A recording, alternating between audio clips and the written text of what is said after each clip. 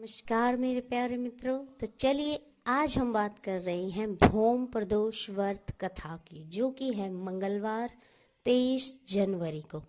तो चलिए अब शुरू करते हैं हम भौम प्रदोष व्रत कथा।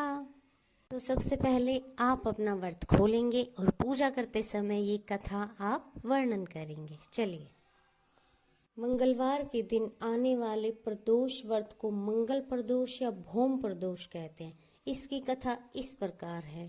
एक नगर में एक वृद्धा रहती थी। उसका एक ही पुत्र था। वृद्धा हनुमान जी पर गहरी आस्था रखती थी।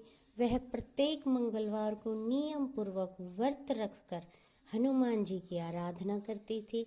एक बार हनुमान जी ने उसके श्रद्धा की परीक्षा लेने की सोची, तो हनुमान जी साधु का वेश धारण कर वृद्धा के घर चले गए और पुकारने लगे, कोई हनुमान भक्त है जो हमारी इच्छा पूर्ण करे। पुकार सुनकर वृद्धा बाहर आई और बोली, आज्ञा महाराज। हनुमान जी वेशधारी साधु बोले, मैं भूखा हूँ, भोजन करूँगा, तू थोड़ी जमीन लीप दे। वृद्धा बुढ़िया दुविधा में पड़ गई। अंततः हाथ जोड़कर बोली कि हे महाराज, लीपने और मिट्टी खोदने के अतिरिक्त आप कोई दूसरी आज्ञा दे, मैं अवश्य पूर्ण करूंगी। साधु ने 3 बार प्रतिज्ञा कराने के बाद कहा, तू अपने बेटे को बुला, मैं उसकी पीठ पर आग जलाकर भोजन बनाऊंगा। यह सुनकर वृद्धा घबरा गई, परंतु वह प्रतिज्ञाबद्ध थी। उसने अपने पुत्र को बुलाकर साधु के सुपुर्द कर दिया। वेशधारी साधु हनुमान जी ने वृद्धा के हाथों से उसके पुत्र को पेट के बल लिटवाया और उसकी पीठ पर आग जलवाई। आग जलाकर दुखी मन से वृद्धा अपने घर में चली गई।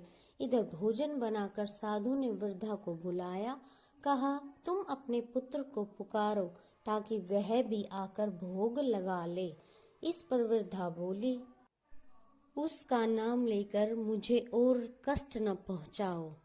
लेकिन जब साधु महाराज नहीं माने, तो वृद्धा ने अपने पुत्र को आवाज लगाई।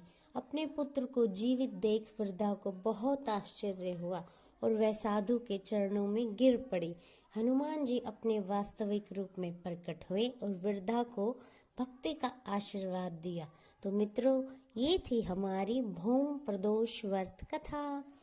तो जिस तरह हनुमान जी ने वृद्धा को आशीर्वाद दिया, इसी तरह वो सबको आशीर्वाद देंगे। कहानी को पूरे विश्वास और सच्चे मन से पढ़ने पर हनुमान जी सबको आशीर्वाद देंगे। धन्यवाद।